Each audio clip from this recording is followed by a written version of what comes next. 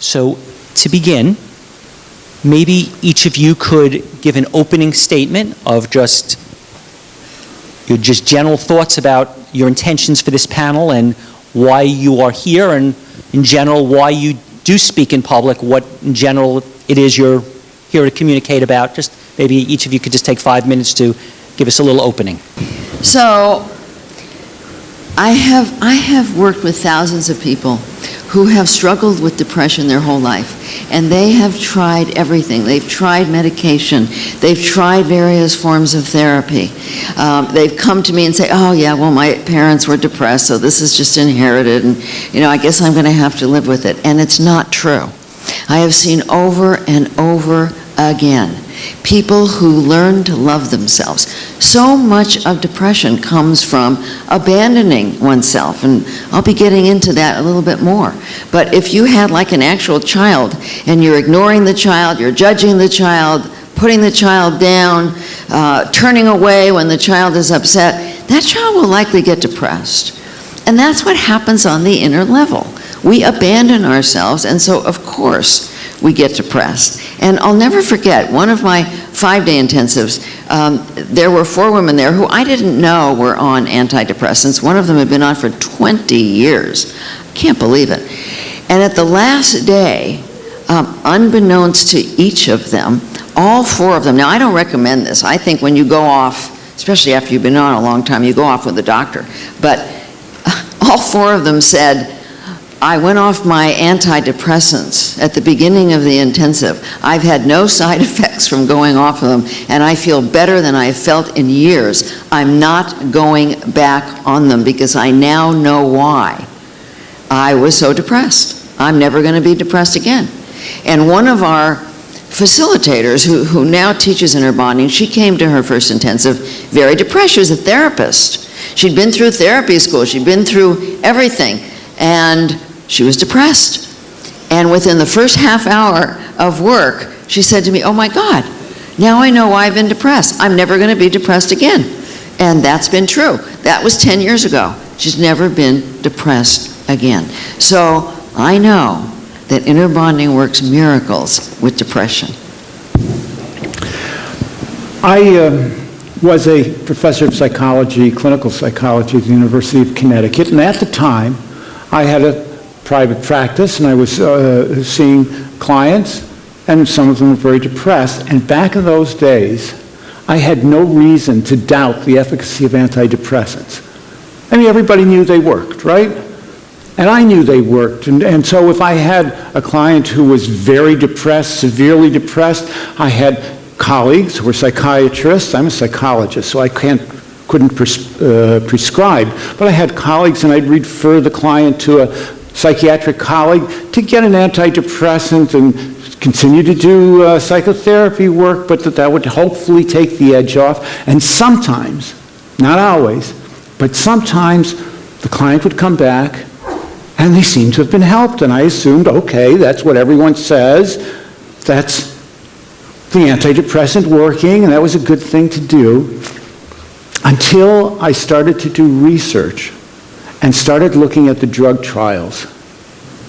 First at the published drug trials, and then I went to the FDA, and I used the Freedom of Information Act, and I got the data that hadn't been published, data produced by the drug companies, sent to the FDA, but never published.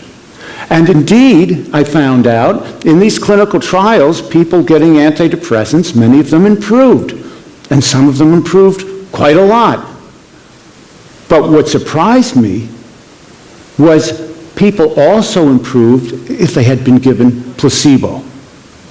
These are placebo-controlled trials. And many of them improved a lot. And sometimes the improvement was lasting.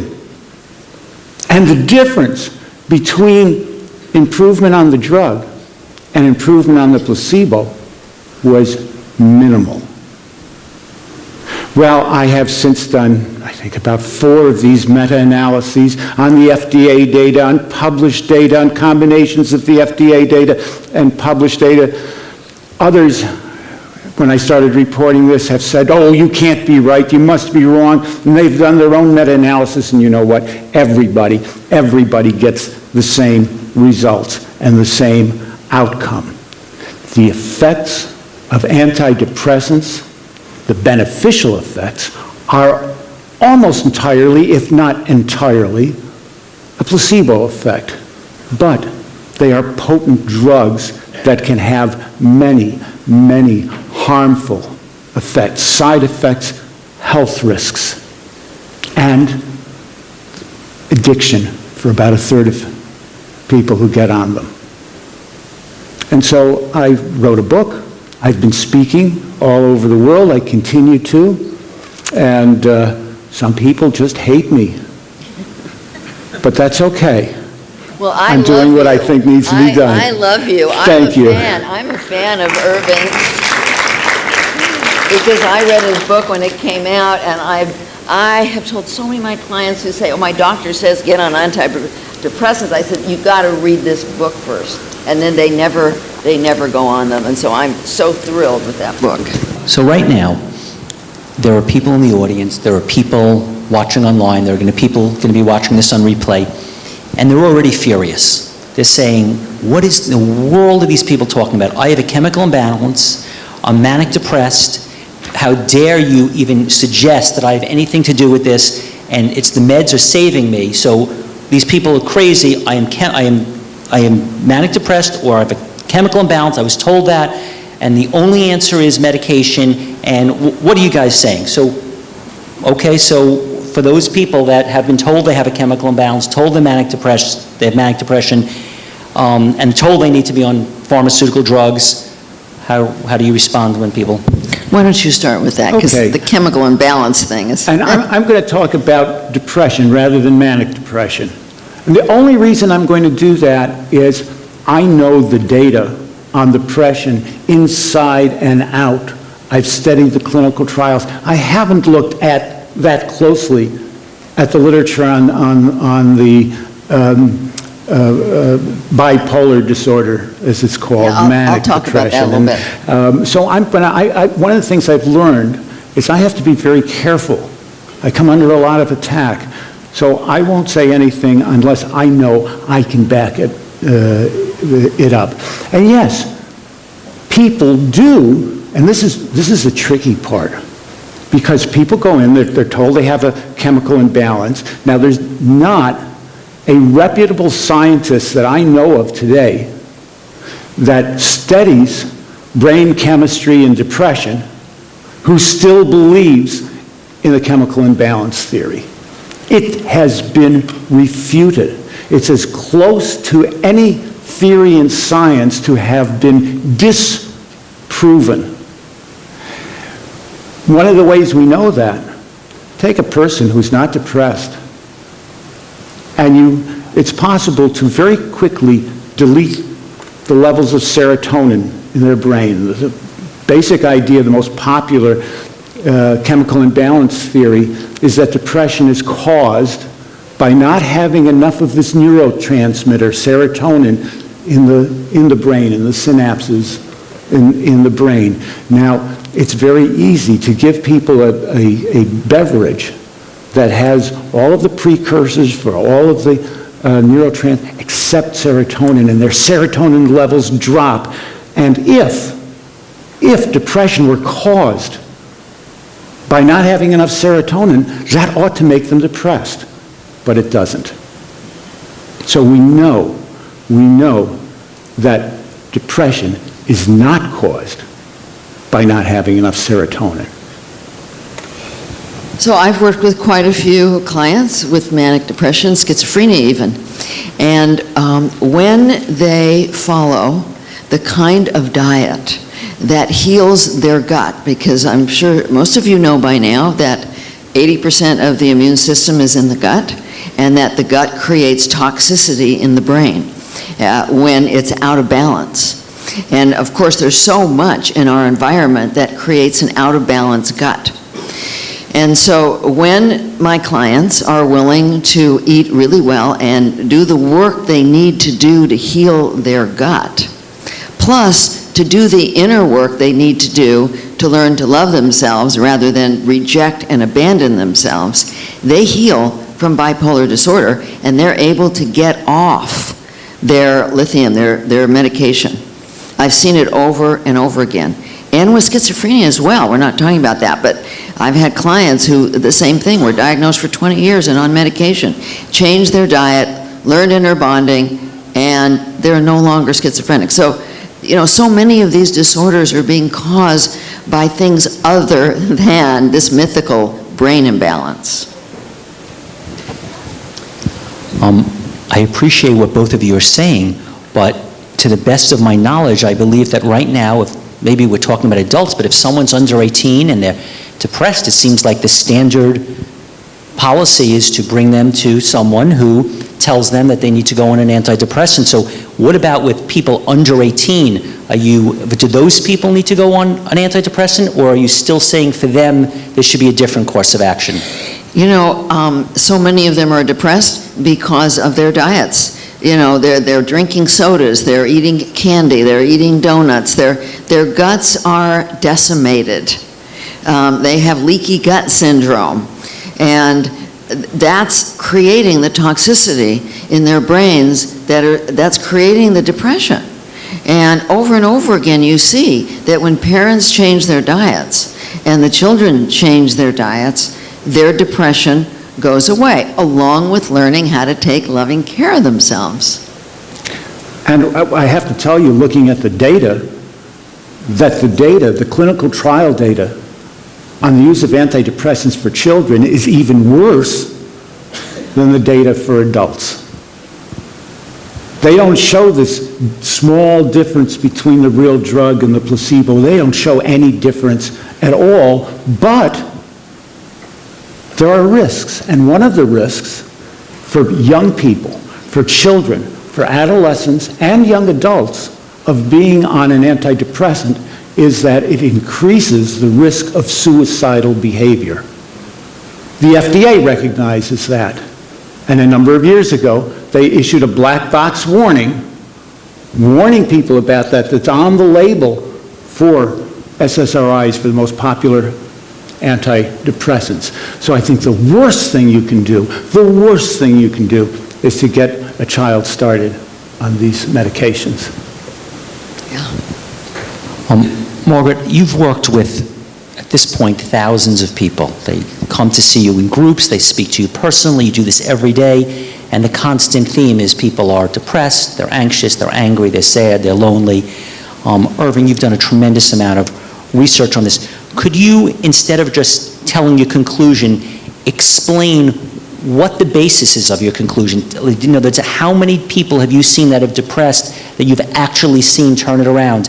What studies have you seen that, maybe go into a little more detail of why you came to these conclusions, as opposed to, tell a little bit of what made you come to this conclusion and how big the data set is that you're basing this on. Yeah, well, as I said, a lot of people come to me depressed. Very few leave their work. I can't think of anybody that's left their work with me with depression. That doesn't mean that they don't get sad sometimes. We all do, and difficult things happen in our lives. But the real cause of emotional depression, other than physical, is that most people have learned to reject themselves in many, many ways. And I started to talk about this before. We reject ourselves by staying up in our head. When we were young and we didn't get the love we needed, there were huge, huge painful feelings, loneliness, heartbreak, helplessness over our parents and others and peers and bullies. And we couldn't manage these feelings, and most of our parents had no idea how to manage their feelings. If you think about your parents, what did they do when they were upset? Did they sit down and think, I wonder what I'm telling myself and how I'm treating myself that's causing me to feel bad? Or did they turn to alcohol or drugs or TV or some other addiction? Did they yell at each other and scream at each other because they were upset? Very few of them knew how to take responsibility for their own feelings, and so their children did not learn how to take responsibility for their feelings. So when they come to me, they have no idea that they are likely causing their own depression because they don't know how to manage their feelings. And so as they learn to move into their heart, as they learn to give up getting out of their head, get into their body, as they learn to tune into these judgments, these harsh judgments that they level at themselves, as they learn to stop turning to various addictions and instead turn inward towards their own feelings and learn from them rather than avoid them, as they learn to stop making everybody around them responsible for their feelings, as they learn to tune into a spiritual source of love and wisdom that they can bring inside and down inside to those feelings, and they're open to learning rather than protecting against all of their pain, because all of our feelings are informational. All of our feelings are informing us about how we're treating ourselves, whether we're abandoning ourselves or loving ourselves, or what's happening in relationship to others. And so if we depress them with medication or with being in our head or judging ourselves or turning to addictions or making others responsible, of course we're going to be depressed. Why wouldn't we?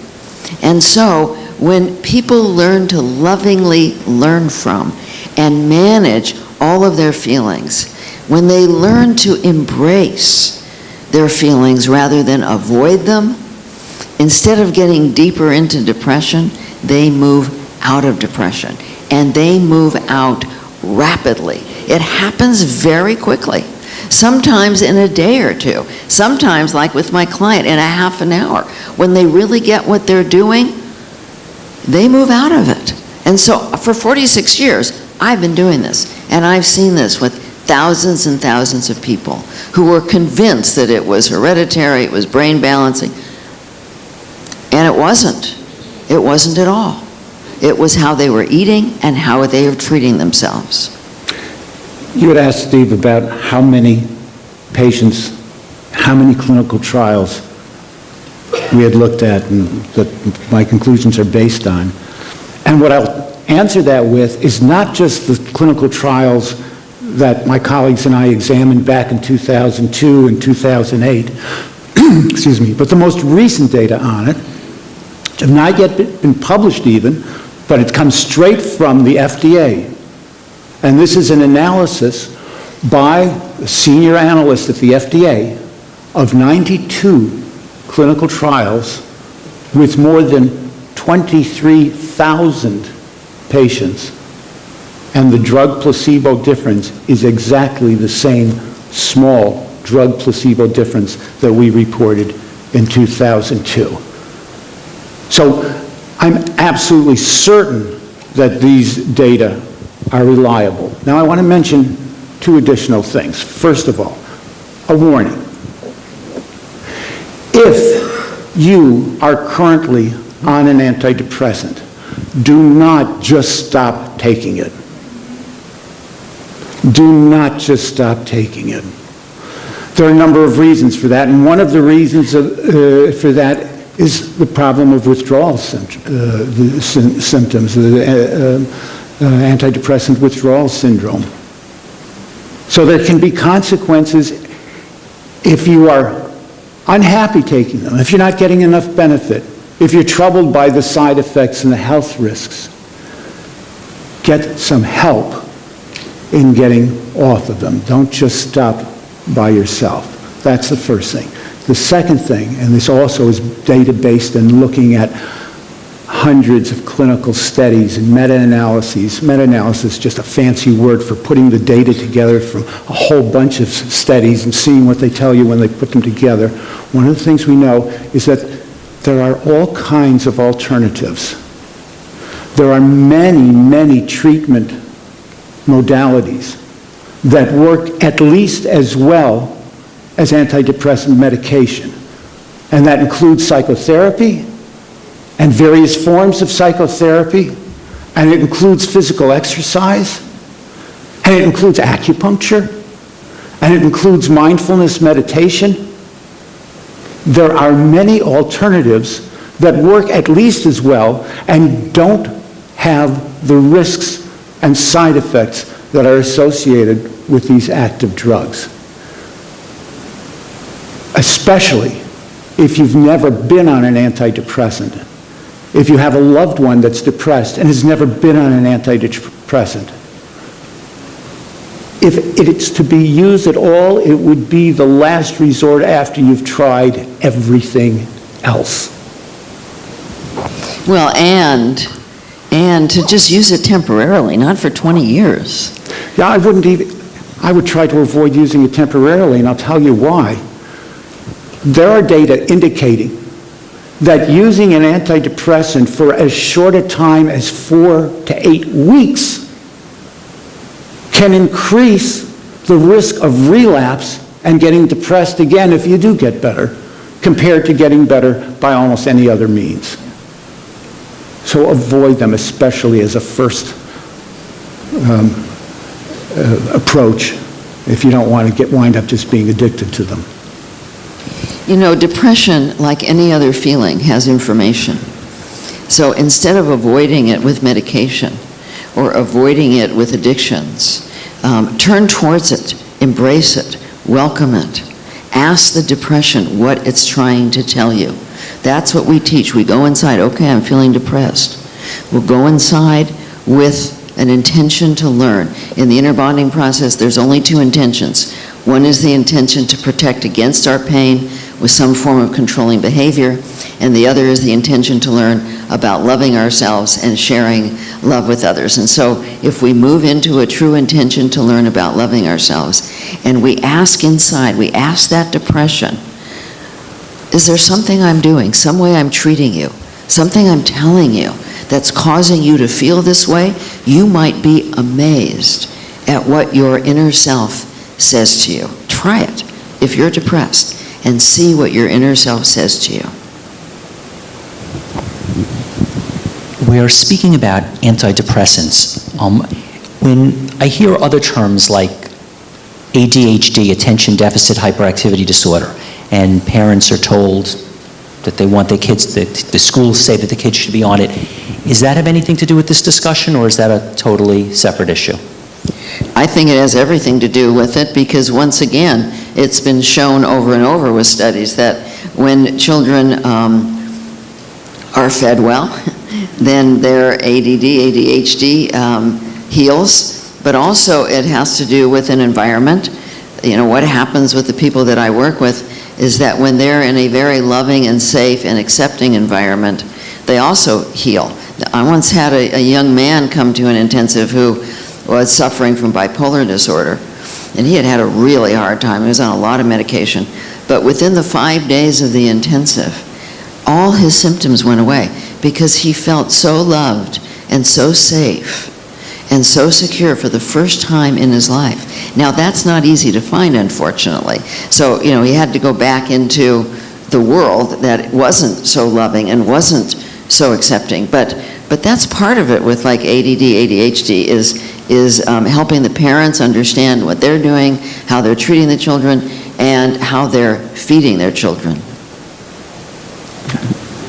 And I'm going to pass on that again only because I'm going to stick to the data that I have analyzed and that I know inside out. And I've read books that I find very credible that take very similar approaches to ADHD and bipolar disorder and schizophrenia, but I am not going to make any claims about that. I can talk to you about depression and anxiety disorders and the efficacy or lack thereof of antidepressants for those disorders. And so that's what I'm going to stick to.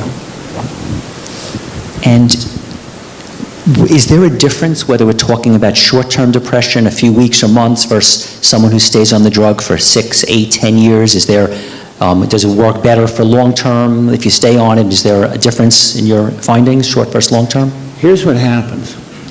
If you get better on an antidepressant and you go off it, you're very likely to relapse. Relapse rates over the long term on antidepressants are about 50% when people get off of them. So they wind up being hooked onto them. Sometimes they relapse and get depressed anyway. Relapse rates with psychotherapy and even with placebo treatment are half that amount. There was this lovely study that was done in which people depressed people were put into 3 different groups. They were randomized. They were assigned to one of 3 different groups. One group was given an SSRI, an antidepressant.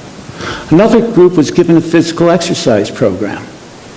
And the third group was given the combination of the 2. Maybe the 2 will work better than either one alone. And there was a nice response to each of the 3 regimens, same size response. And then they looked 10 months later. People got better. How many of them relapsed? And what they found was high relapse rate of those who had been on the SSRIs, even though they could continue to take them. Very low relapse rate. It was about 40% relapse on the SSRI. Relapse on the exercise program was 8%.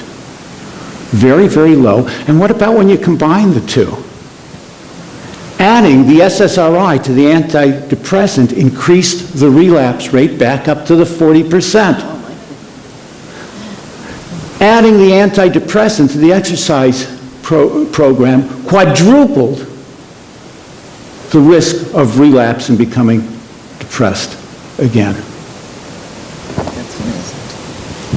Margaret, you work with some people that had very serious trauma in their life, terrible sexual abuse and being involved in wars and violence and terrible things, and you've worked with lots of them over the years.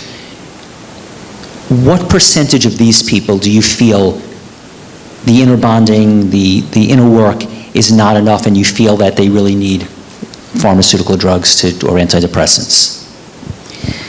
Frankly, I don't think any of them ever do need pharmaceutical drugs. I never recommend that, ever. I just refer them to Irving's book. People who have been through a lot of trauma, they need a lot of help. And inner bonding is one of the forms of help. It's not the only form of help. I also recommend that they get trauma therapy. There's many forms of trauma therapy now that are very, very helpful to people. The emotional freedom technique, the revolutionary trauma release exercises, somatic experiencing, EMDR, there's more, there's many of them that help to release trauma out of the body. And these work very, very well in combination with inner bonding. One of the things that happens as people practice inner bonding, it's about developing what we call a loving adult self. And when you learn to be a loving adult, and when you're focused on what is truly loving to yourself, then you're going to be very motivated to take loving action, which means you're going to get adequate exercise, you're going to get adequate sleep, you're going to take care of your finances, you're going to eat well, you're going to take care of yourself in relationship to other people, you're going to get your life organized, and you're going to develop your spiritual connection. A loving adult attends to all of those forms of personal responsibility. And when you actually do that, you get better, regardless of the trauma that you've been in. I mean, what Stephen said is accurate. I've worked with people with the most severe trauma that you can ever imagine, and they heal without medication.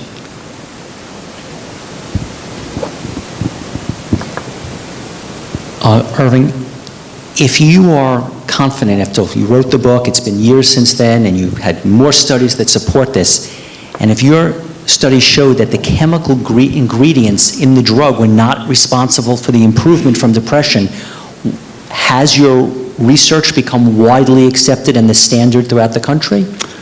My research is very controversial. Internationally, it's had an impact. It's having an impact. It had an impact in the United Kingdom, where they changed, not just on the basis of my research, but on the basis of other people's research, finding the same kinds of things that we have found, and they changed their treatment guidelines for depression. One of the things they decided is that more emphasis should be put on psychotherapy. And one of the things they've done to make that possible is undertake a program. The British government, this is something that united the Tories And the Labor Party, they don't get united very much. They all approved this together. They undertook a program to train 10,000 new psychotherapists to provide free psychotherapy to depressed people through the National Health Service in the United Kingdom. They did that because of evidence that it cut the rate of relapse compared to putting the people on antidepressants, and that in the long run, it's actually cheaper. It's actually cheaper because psychotherapy comes to an end and you don't need it anymore. And you go about your life and you're not incurring treatment expenses. Whereas with the medications, you wind up having to stay on them to avoid relapse. And actually the data, there was a cost-benefit analysis done in the United States. There was a cost-benefit analysis done in the United Kingdom, and they came to the same conclusion. While the initial cost of psychotherapy is greater than just giving somebody a pill, at 9 months, you break even.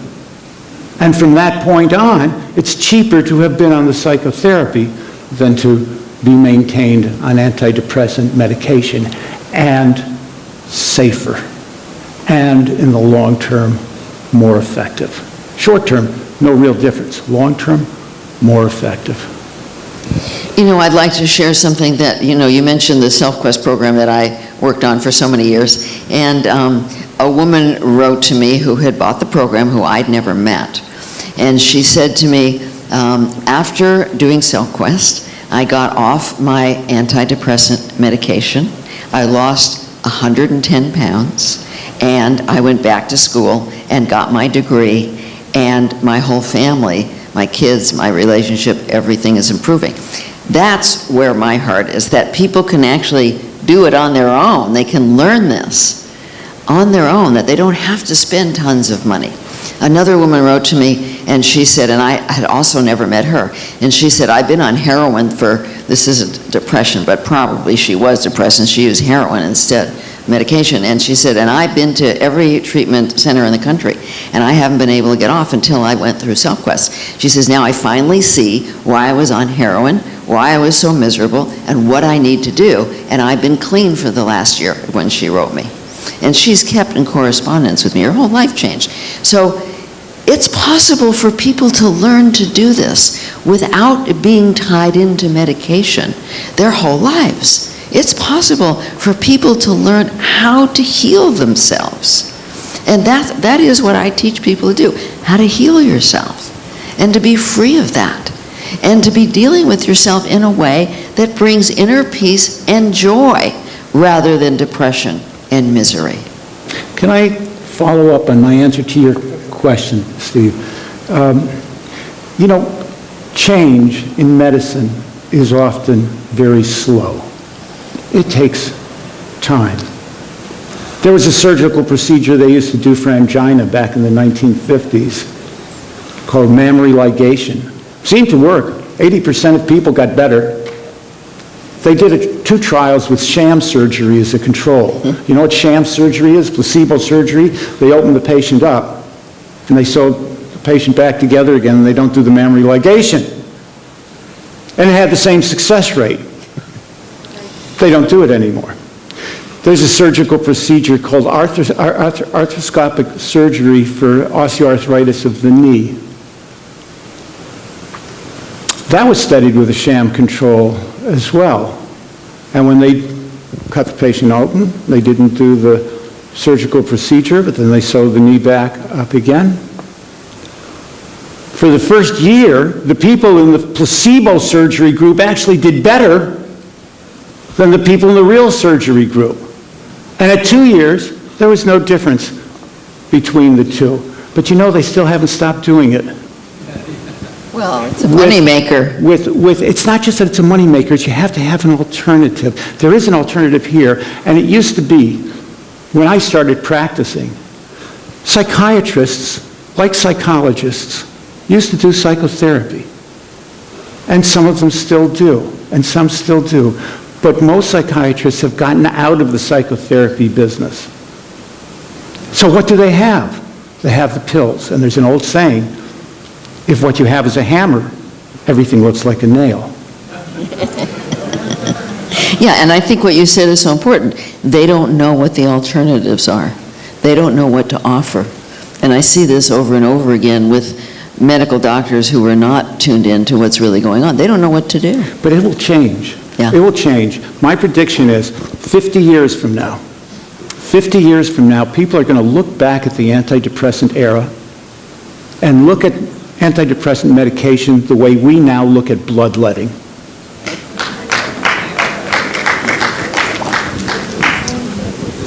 There are people who have said, I was very depressed, I went on antidepressants, I was on them for a long time, and I got better. And you said in your book that the placebo does almost as well, and that if the placebo has side effects, like if a drug has side effects, it does even better. Do you want to explain that? Sure. So if you have these clinical trials, you get this small difference. It's not clinically meaningful, but it is statistically significant. It's small, but it's statistically significant in about half the trials. In half the trials, it's not even that. I have to tell you, because I'm using clinical significance, statistical significance, let me just explain what I mean very briefly. Like that, if someone tells you it's statistically significant, all it means is that it wasn't just a random chance finding. It was a real finding, but it doesn't tell you how large it is. So let's say someone has done a study on 500,000 people and has found that smiling increases life expectancy by 10 seconds. With 500,000 subjects, I can virtually guarantee you that 10-second difference is going to be statistically significant. It's just not meaningful, right? So the question is, why is there even this small, statistically significant, even if not clinically meaningful difference between the outcome on antidepressant and the outcome on placebo? And I can answer that for you and tell you why. Imagine that you have been recruited for a clinical trial of an antidepressant. Before you start, you have to give informed consent, and that means they have to inform you. And the first thing they tell you is, now, this is a clinical trial, and so some people are going to get the real drug and some people are going to get placebo. And it's double blind, so we don't know who's going to get the drug and who's going to get the placebo until the end of the trial. What you need to know is that the drug has some side effects. It can cause dry mouth, insomnia, agitation, sexual dysfunction, a number of signs. They list the side effects. They actually list them. They have to do that. And so the patient says, okay, they sign the understand the potential risks, side effects, and they're given a pill.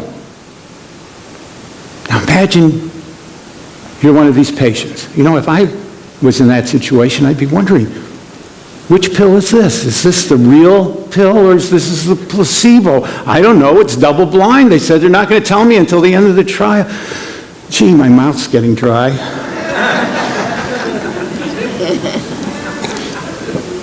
My mouth is dry. That means I've been given the real drug. Hooray! I feel better already. So what you get when you're in a clinical trial, when they ask patients on clinical trials whether they think they've been given the drug or the placebo, if they're in the placebo group, they'll give you a 50-50 chance. Half of them will tell you they've been given the drug, half will tell you they've been given the placebo. If they've been given the real drug, almost 9 out of 10 of them will tell you, and this is from research, it's not just my opinion, 9 out of 10 of them will tell you, oh, I'm in the real drug group. It's not double blind, they know, and the treating physicians know it. So the real comparison that you're getting in these placebo-controlled trials of antidepressants is the difference between a placebo and an extra strength placebo. A placebo where you know you're getting the real drug instead of, well, maybe I don't know what I'm getting. And that increases the benefit. Just knowing that you're getting a real treatment makes the treatment more powerful than thinking you might be getting a real treatment and you might be getting placebo. Now, didn't I read in your book that some of the trials, they actually have a placebo with side effects? There have been 9 trials. This is called an active placebo. Thank you, Margaret. It's called an active placebo. It's to try and disguise this, the breaking, prevent the breaking of blind. And so what they do is they give some kind of real drug that no one has any reason to believe should have any effect on depression at all, which produces side effect. And what they've done is they've used atropine, which causes dry mouth. And there have been exactly 9 clinical trials with atropine as an active placebo. 2 of them showed a difference, but also showed breaking of blind despite 2 out of 9, as opposed to, if you look at the published literature, 75% of the clinical trials with an inert placebo show a statistically significant difference. You add side effects to disguise whether you're on the active drug, to get people on the placebo to think they're on the active drug, and you cut that difference to almost nothing.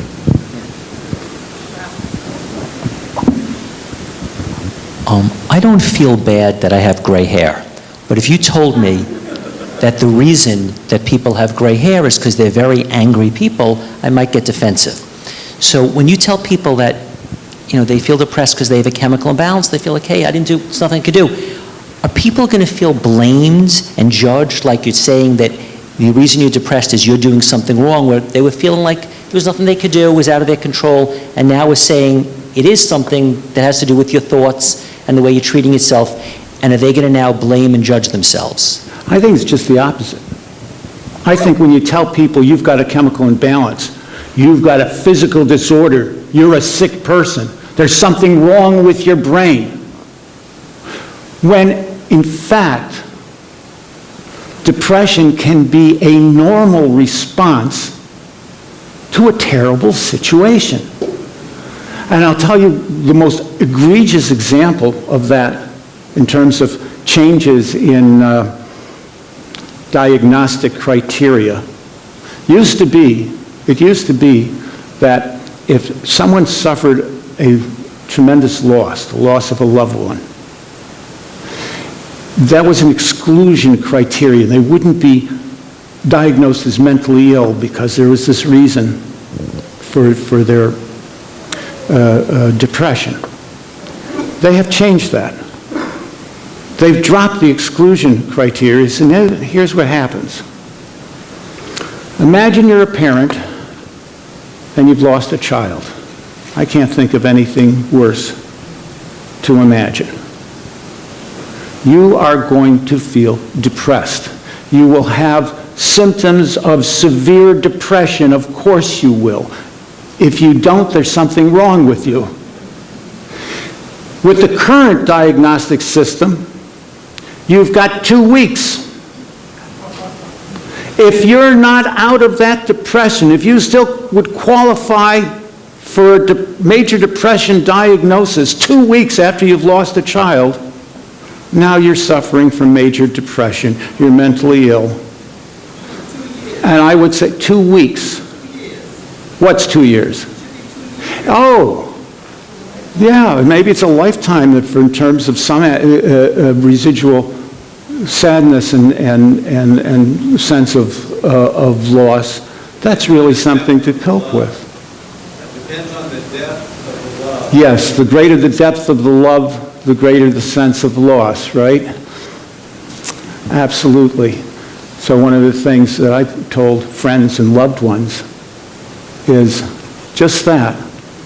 And it's worth it, isn't it? To have to suffer the loss, because if you've had that, to have that love, would you have given it up? But you're going to feel depressed with a major loss, and it's normal. And it's normal. And the last thing I would do is put someone in an antidepressant, and what I know happens is they don't even wait the 2 weeks. Antidepressants are doled out like candy to people who are not depressed. I've seen antidepressants prescribed for lumbar back spasms, for insomnia. Insomnia is a side effect, by the way, of SSRIs, but I've seen prescribed for that. For the loss of a dog, a pet dog. And a fellow lost his pet dog, first thing they did is say, how about an antidepressant? I was on a speaking tour 2 years ago, I'm going to reveal this. And it was not an organized tour, I was invited like I've been invited here to speak at various places. And there was a 2-month period. And during that 2-month period, I gave 14 talks in 6 different countries. And halfway through, at that time I was living in England, halfway through I was back in England and feeling really stressed out by this schedule. And I was seeing a physician for another matter entirely. And I told him the story. I said, you know, I'm halfway through, and I've got this many more talks to give, and I'm still going to be going. And he said, boy, that really sounds stressful. You shouldn't take on that much. But in the meantime, how about a prescription of citalopram? An SSRI. He didn't know my research. You know, I have the opposite experience of what you're talking about, that when people realize that they're not helpless. You know, helplessness is a really difficult feeling for people. And if somebody tells them, oh, well, you know, it's just something going on with your brain or it's inherited and there's nothing you can do about it, you have to take this pill, they feel very helpless. But when they understand that there's things they can do, that they can learn how to take loving care of themselves, that they can eat better, that they can exercise, instead of feeling judged, I see them over and over again feel relief. They feel hope. And that's what happens with the people, even in one session, when I help them to start to look at what they're actually doing, that they didn't realize. It's not that they're bad or wrong or that they need to be judged for what they're doing. They're doing the best they could. They're doing what they learned to do. You know, if you look back at what their parents did, they're doing what their parents did. And so it's not that they need to be blamed for anything, but when they realize that there is something they can do. And then I say, well, how do you feel now? And they always say to me, oh, I feel so much relief. I feel so much hope for the first time. People don't like to feel helpless over themselves. And so when they realize there's something they can do, they feel empowered rather than helpless. Let's assume someone hears this and they say, okay, so it turns out that antidepressants are really no more than the placebo effect. There's no big deal. But they seem to be okay. I might as well stay in them anyways because maybe they know better than a placebo. But what's the big deal if you stay in antidepressants for 4 or 5 years? Like, what's the big deal? Sure. You know, it's an active placebo, right? And we know placebos work. So let's give it to them as an active placebo, except for the health risks and the side effects. Do you know what the rate of sexual dysfunction is on SSRIs? 75 to 90%. I've seen 2 different estimates. The most recent one was over 90%. The one before that was 75%. Sometimes it goes away after 5 weeks of discontinuation. Sometimes it does not. That's just one of the side effects. Health risks for children and young adults can include the increase in the risk of suicidal behavior. In the elderly, there's an increased risk of stroke. There's an increased risk of death from all causes in the elderly with antidepressant use. There's an increased risk for everybody of type 2 diabetes. There's an increased risk of relapse, which we've talked about. And then there's withdrawal syndrome, and what you need to know It's not just the person taking the antidepressant that might experience the withdrawal syndrome. If that person happens to be a pregnant woman, especially in the latter stages of pregnancy, there's a 30% chance that her child will be born addicted to the SSRIs. That child will show what's called a neonatal abstinence syndrome. It's the same syndrome that is shown by the children, the babies, the neonates of mothers who are on heroin, barbiturates, cocaine. Well, and I see other side effects as well. It's well known and documented in the literature that all drugs have a very negative effect on the gut flora. And so as you take the drugs, you are not only decimating your gut flora and creating toxicity, but you're creating the leaky gut syndrome, which creates even more toxicity and more illness. The other side effect that I see is that when we shove our feelings aside, which is what an antidepressant does, it pushes the feelings aside, like the grief. They're not going through it. They're not releasing it. They're shoving it down.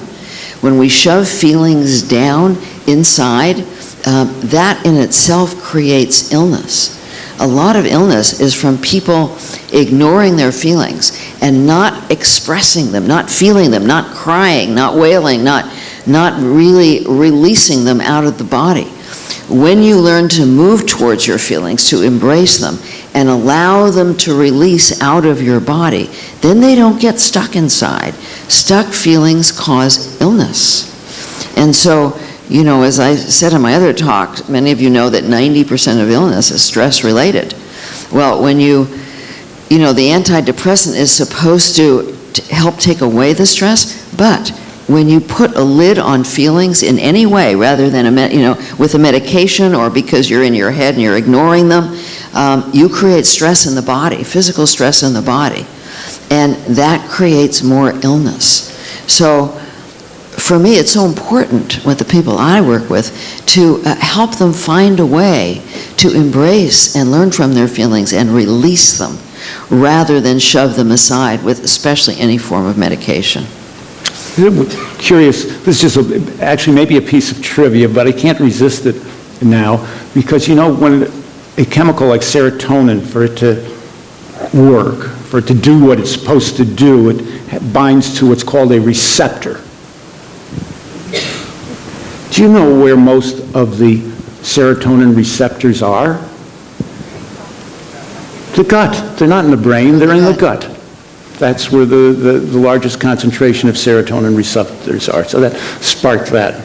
Yeah, and you know, so much of the research that's been going on is about the gut and is about what we need to do to heal the gut, because like I was talking with Brian Clement yesterday before he gave his talk on autism, and there's so much research on the fact that it's the problems in the gut that are creating the tendency towards autism. And then if the child lacks a good balance in their gut, and then they get vaccinations on top of it, that can trigger. And that's why some kids get it and some don't from the vaccinations, because some kids have healthy guts and some kids don't. And I don't know if many of you know, but when a child is born, they don't have any bioflora in their gut. And so the first dose they get is in the birth canal. But if they're born in C-section, they don't get any. And the second is in nursing.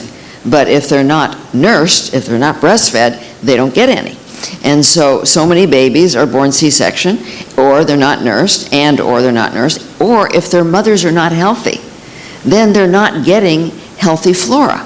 And so these babies come in without healthy flora, and then, you know, they're getting ear infections, then they're getting antibiotics, and then they get a vaccination, and bam, they go into autism. But it's not the vaccination itself. It's that they're already sick.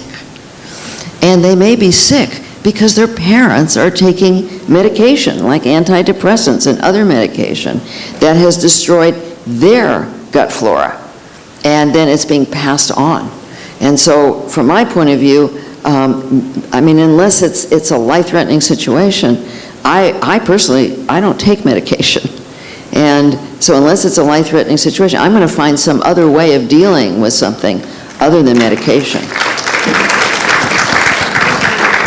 And I just have to make it clear that I'm not against medication in general.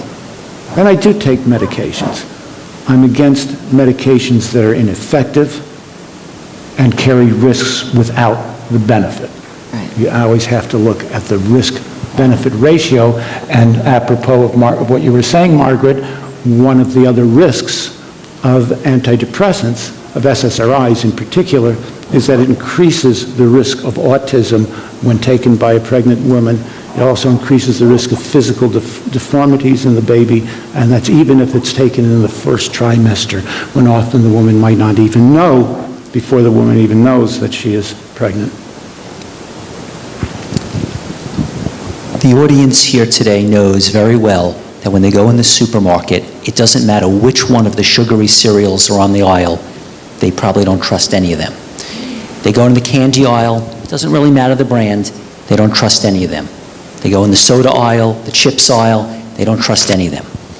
But when it comes to prescription drugs, they trust very much. They believe, as I do, that doctors are incredibly smart people, and we believe they're very honest, and we have very good feelings. And they prescribe not only antidepressants, but a whole bunch of other ones. Now, is this an isolated thing, the placebo effect with antidepressants, or could anything be extrapolated from this to say that if the number 1 or 2 biggest drug in the world, antidepressants, turns out to be similar to a placebo, does that mean anything about all these other ones that we're trusting very comfortably that the doctor is an expert in and it must be effective, or is it possible that other drugs also are like this? There are some other drugs that have large placebo effects. There are many drugs that do not show large placebo effects, so you can't overgeneralize. We know that antibiotics can help heal infections. Placebos do not. Placebos do not have an effect on blood sugar levels. They don't heal fractured bones. They have a tremendous effect in mood disorders, including depression and anxiety. They have a fairly substantial effect on pain. About half the effect of a pain reliever is a placebo effect. And that is true for aspirin, and it's true for non-steroidal anti-inflammatories, and it's true for morphine. And you're going to say, well, how can that be? I mean, morphine's more effective than ibuprofen. So if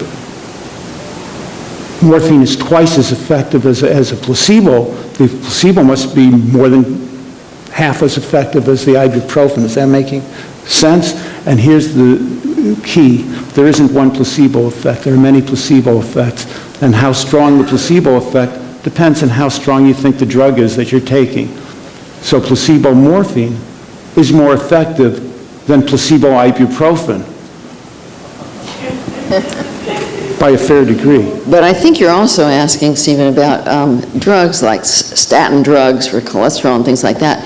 And I think there's a lot of research out. I don't have this, the research at my fingertips, but I do a lot of reading. And I see that there's a lot of research out about what these drugs actually do and how harmful so many of them are on many, many levels. So I want to suggest that nobody just accept what their doctor says. Just because this doctor is trained in what they do doesn't mean that they're trained in preventative health in any way, doesn't mean that they're trained in understanding. They're treating the symptom. They're not treating the underlying problem. And fortunately, there's functional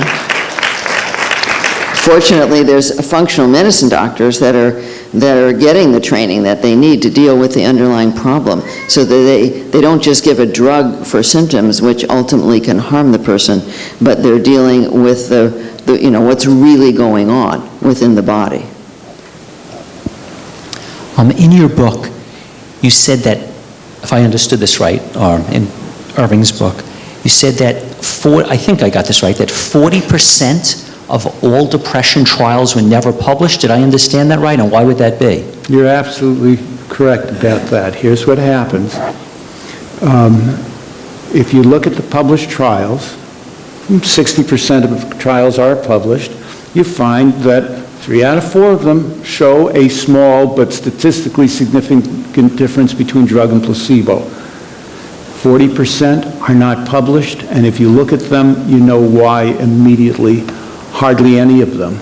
Sometimes I can tell you the exact percentage. 12% of them show a small, significant difference between drug and placebo. 88% of them do not show any statistical effect of the drug over placebo. The pharmaceutical companies are not going to want to publish data that shows that their drug is ineffective, and they avoid doing so. And that means that researchers have a hard time knowing what the drug is really doing, and it means that your doctor's going to have a hard time knowing how effective the drug really is, because the data aren't available. That's why we went to the FDA and used the Freedom of Information Act to get the data that had not been published.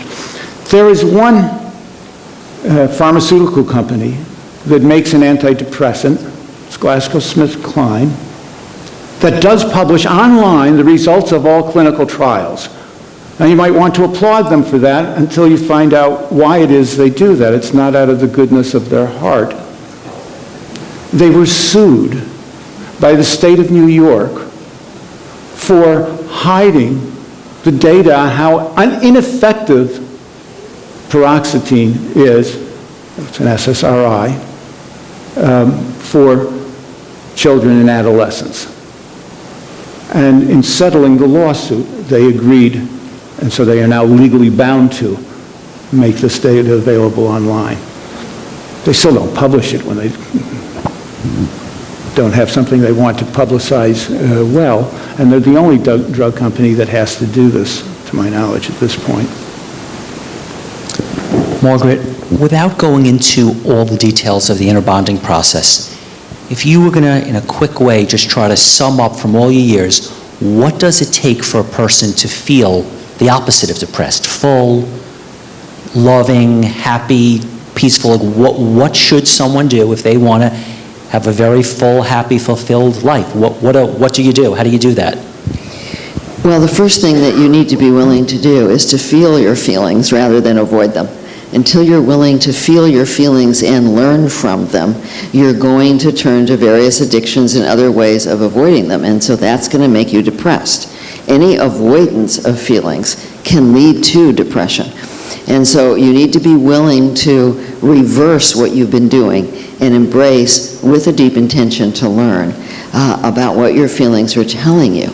You need to learn to be present in your body. You know, this takes practice. This is a mindfulness practice where you're moving out of head focus, mind focus, and into body focus so that you become aware of what you feel. If you're not aware, then how do you know when to turn towards your feelings and when to embrace these feelings? And so it takes some practice. And the other thing is that's vitally important is to develop a two-way relationship with a higher source of guidance. And it can be whatever it is for you. It can be your higher self, it can be God, it can be just spirit or light or inner wisdom. It doesn't matter what it is for you. But it has to be beyond your limited mind, because the mind is so programmed. The ego-wounded mind is programmed with so many fears and false beliefs. And we have to get beyond that into a source of truth and into a source of love. Because ultimately, what heals is love. And love is the great healer. And so we need to be able to tune into, there's a source here. It's infinite. It's vast. And all of us can learn to tune into that source of love and of truth. And as we learn to tune into that, and we bring that down inside to our feelings, That's when we start to heal. There's a lot of people who are on a spiritual path, and they will tune into that love, and they'll bring it into their heart, and then they'll send it right out to other people. Now imagine that your feeling self is like a child inside. And instead of bringing that love down inside to that child in you first, and then sending it out, you're bringing it and sending it out to everybody else, and this child is left alone and abandoned. And then what that child does is try to get everybody else to love him or her. So we have to learn to tap into that source, bring it into our heart, bring it down inside to our feelings, learn what our feelings are telling us, learn what would be the truth and what's loving to us, and then take that loving action in our own behalf. And that's really what the inner bonding process is all about. 6 steps that bring you through that, so that with practice, you start to do that naturally in your life. And as you practice it, you're developing new neural pathways in your upper brain and your higher brain, because back here are the neural pathways for the ego woundedness. And that's what we habitually do. And so as you practice this, you develop the neural pathways, and then it becomes easier and easier to take loving care of yourself. And that's what heals depression, as well as anxiety and guilt and shame and anger and emptiness and aloneness, all of these feelings that people suffer from so much.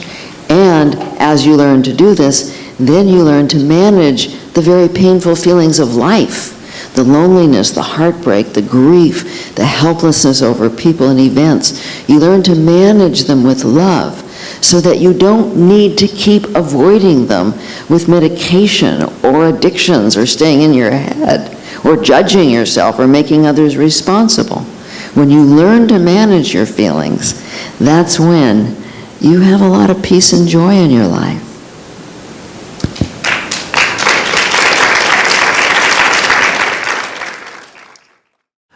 I listened to you, both of you, talking about the psychiatric medication, and I agree with you that some of the people are over-medicated and they shouldn't be on drugs anyway, but I take care of psychiatric patients, and I'm telling you, without their meds, they punch me, they beat me up, they do all manner of evil to me.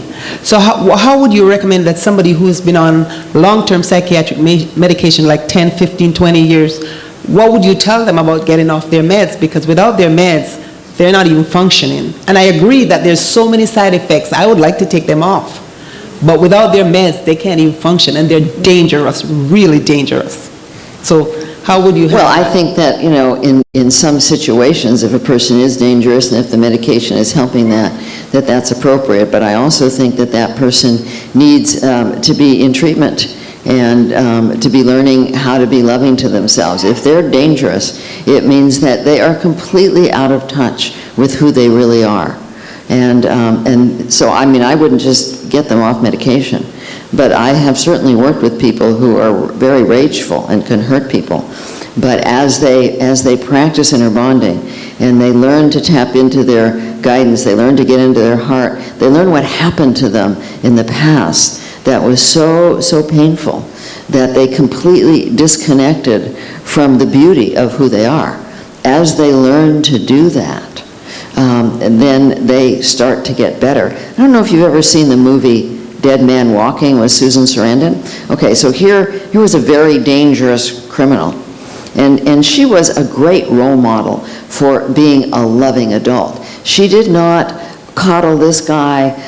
She did not accept what he did. But she brought him so much love. And she helped him discover who he really was inside.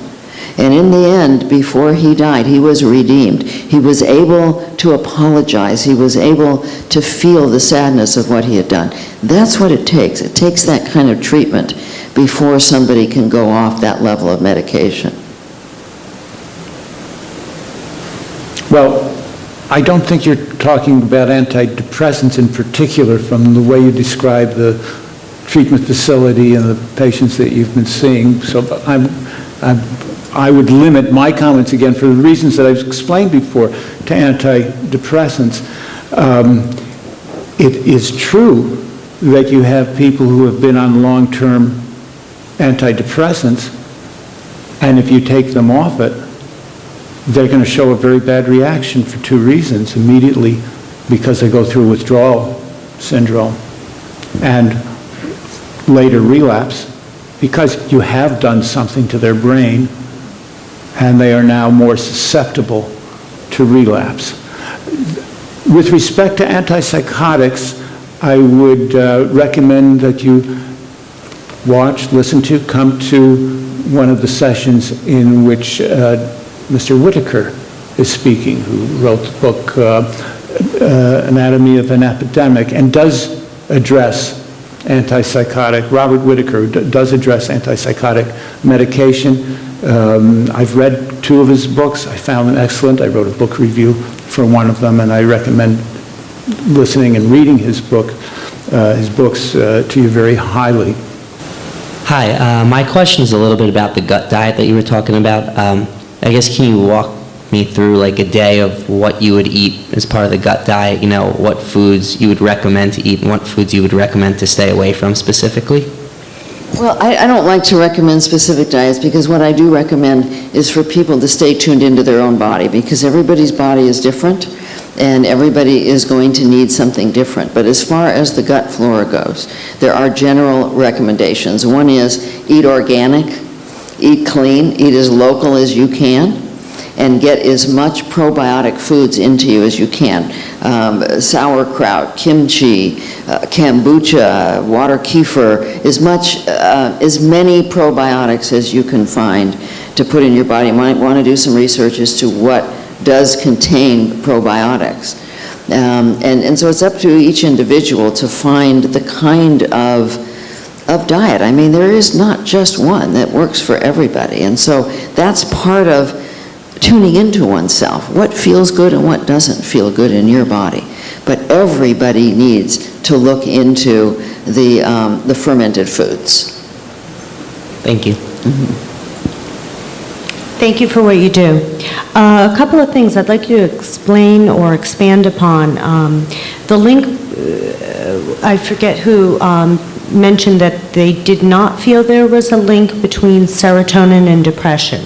Though I do believe that there's evidence that there's a link between serotonin and anxiety. And I believe that Dr. Daniel Ammon said that women in particular have about 60% less serotonin in their gut than men. And the second thing I'd like you to comment on is, what is your opinion on HTP and maybe other supplements to increase serotonin levels, or even targeted amino acid therapy? I will address the first of those questions and pass on the second, because my knowledge base is not,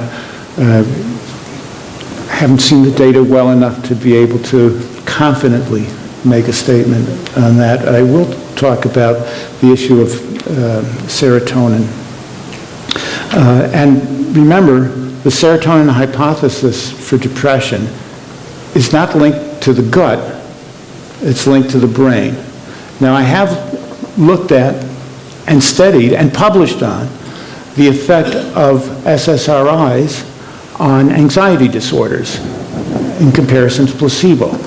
And I can tell you that they are no better than SSRIs for depression. It has no better effect. The placebo effect is most of what you're getting, whether it's a depressive disorder or an anxiety disorder. I've looked at it. There's another group who published it last year. There's another group of researchers in Canada who looked at it and published it. I believe it was this year when it came out. They found the exact same thing that we found. Let's talk about the drug research on serotonin and depression for a minute. There's a drug called tianeptine. Have you ever heard of tianeptine? Tianeptine is approved as an antidepressant in France by French regulators. It's prescribed in a number of companies. The manufacturers have not applied for approval in the U.S. By the FDA. Tianeptine is an SSRE. SSRI stands for Selective Serotonin Reuptake Inhibitor. Tianeptine is a selective serotonin reuptake enhancer.